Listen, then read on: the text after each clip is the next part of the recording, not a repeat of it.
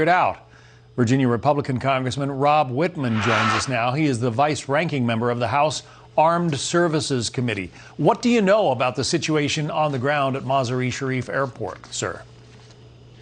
John, we know there's a lot of uncertainty there. We know that based upon the president trusting the Taliban, we find ourselves in a situation where Americans are again endangered. This is completely unacceptable, and we know it was avoidable. Unfortunately, the president, through this chaotic situation in the withdrawal from Afghanistan, has created these conditions. I believe that this administration has at every turn made this political decision-making not a military decision. And with that, we find ourselves in this situation. We should have evacuated Americans and our Afghan friends first, and then evacuated the military.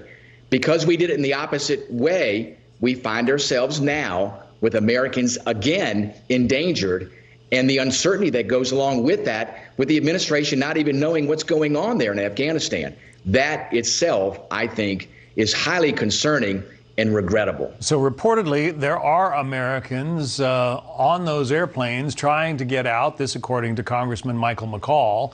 What do you say to the Biden administration about how to respond if the Taliban is in fact balking at letting those planes take off? I would say absolutely under no circumstances should you negotiate with the Taliban. You should be direct and straightforward. Allow these individuals to leave Afghanistan immediately, and if not, the consequences will be severe. I think you need to make sure they understand that we mean business with this, and that in every way, shape, or form, that immediately those individuals need to be able to allow to leave the airport. You pointed out that the military evacuation, our military assets essentially were shut down before all of the Americans on the ground were able to leave Afghanistan. Jennifer Griffin had an interview with General Mark Milley, the chairman of the Joint Chiefs of Staff. She asked him, I should say, about the idea of retaking the Bagram Air Base, where so much of America's military firepower was centered. Here's that exchange. You're looking somewhere in the range of 15 to 20,000 additional forces. And most importantly, you would reinitiate a war with the Taliban, which of course we could do, but that's what would have happened. So you would have been fighting ISIS and the Taliban, and with all the casualties, etc. I know a lot of people are talking about it, but I wonder if the support would have been there, had that been done, had that decision been made. I personally think the military conditions did not warrant that. I think the military conditions warranted what we did. The military conditions, he says, warranted what we did, but we had only a couple of thousand troops on the ground in Afghanistan these last months, and there had been no casualties, and the Taliban controlled zero of the country until they started their rampage in May.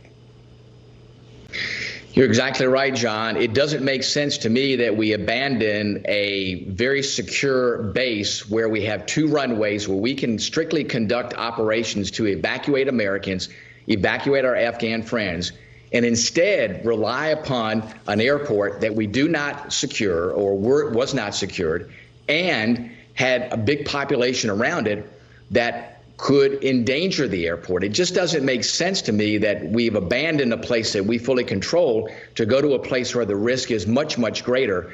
I think the proper decision would have been to stay at Bagram until we fully evacuated Americans and our Afghan friends, and then left Bagram.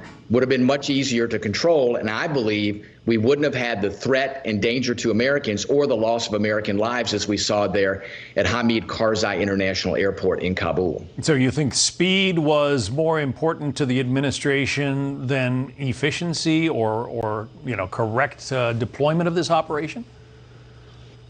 John, this decision was a political decision. I don't believe it was a military decision. I don't believe that they really got into the details about what this meant tactically and strategically for the military, what it meant to effectively and safely get Americans out, what it meant to get Afghan friends safely out of the country. I think they looked at it for political expediency. And when you do that, this is what you end up with, endangering Americans. So it wasn't only the 13 service members that have lost their lives. It's now further endangerment of Americans as we see what's happening on the ground now, trying to get Americans out of the country. General Milley told our Jennifer Griffin last night that he basically sees the prospect of an increase in terrorism resulting from the Taliban taking over Afghanistan. Does that in any way surprise you? It does not. I think many of us on the Armed Services Committee have said clearly that the way in which we have withdrawn from Afghanistan will create a vacuum, and there will be the resurgence of terrorist organizations in that region. We don't have any ability to collect intelligence on the ground, better known as human intelligence. We've abandoned all the ability to gather information on communications with the Taliban and others, called signal intelligence. All that's gone. We now have to operate at long distances just to be able to conduct a military operation there to go after terrorists. I would argue we are in a less safe position now than we were prior to 9/11. And it's because we've completely abandoned everything that we had there on the ground. In addition, John, to turning over $83 billion worth of military equipment, much of it advanced military equipment. We also have in the hands of the Taliban now biometric information on Afghans that are friendly to us. I think that the situation there in Afghanistan is incredibly dangerous and will lead to the resurgence of terrorists. Congressman Rob Wittman, Republican of Virginia, thank you. Thank you.